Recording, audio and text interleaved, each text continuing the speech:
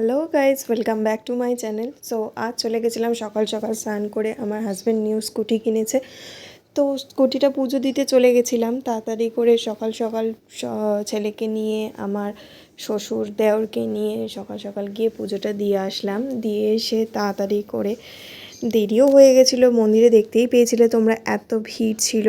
তো আমার শাশুড়ি মা এই রান্নাগুলো করে রেখেছিলো, আরও অনেক কিছু উনি করেছিলেন, কিন্তু সেগুলো আর খেয়ে ওঠা সম্ভব হয়নি, এত বেলা হয়ে গেছিলো।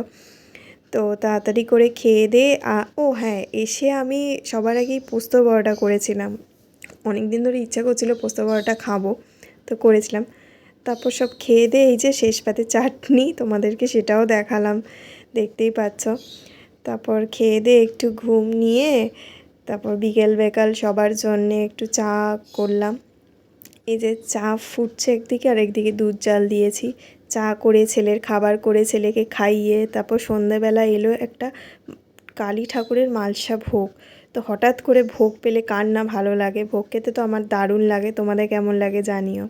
তারপর খেয়ে দিয়ে একটু বেরিয়ে গেছিলাম, মায়ের বাড়ি গেছিলাম। সেখানে গিয়ে যে মায়ের জন্য আইসক্রিম নিয়ে এসেছিলাম। অ্যাকচুয়ালি আমাদের সন্ধ্যাবেলা এক জায়গায় খেতে যাবার কথা ছিল, তো তারপর সেখানে মায়ের কাছে গেছি। মা তো না খাইয়ে ছাড়ে না, মা রান্না করেছিল লুচি তরকারি। তো বললাম লুচি তো আমার ফেভারিট, তো দুটো লুচি খেয়ে নিতেই পারি আরামসে। তোমাদের দাদাভাই কিন্তু খুব রেগে গেছিলো আমি লুচি খাচ্ছিলাম দেখে। এই যে রেস্টুরেন্টে তারপর এসছি, দেখতে পাচ্ছ কি ভিড়, বাবা কত ঘন্টা লাইন দেওয়ার পর তারপর আমরা রেস্টুরেন্টে ফাইনালি ঢুকেছিলাম। তো তারপর এই খাবারগুলো খেলাম। এটা একটা ফিশ কাবাব, তার আগে ছিল এটা চিকেন টিক্কা কাবাব, চিকেন মালাই টিক্কা কাবাব, তারপর এই ব্লু লাগন। তো ভালোই লাগে এগুলো খেতে। আমার অ্যাকচুয়ালি কোনো রেস্টুরেন্টে গেলে সবার আগে আমি চিকেন রেশমি কাবাবটাই খাই, আমার খেতে এতটাই ভালো লাগে।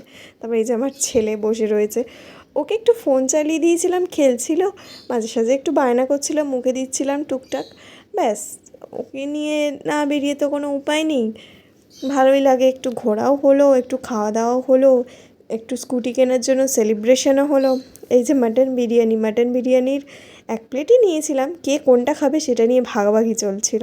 যাই হোক, তারপর একটা কোল্ড ড্রিঙ্কস নিলাম, নিয়ে শেষ পাতে কোল্ড ড্রিঙ্কসটা খেয়ে, এতগুলো খাবার খেয়েছি হজম করতে হবে তো নাকি, তো কোল্ড ড্রিঙ্কসটা খেয়ে হজম করে তারপর বাড়ি এসে ছেলেকে খাইয়ে পান টান খেয়ে এবার ঘুম।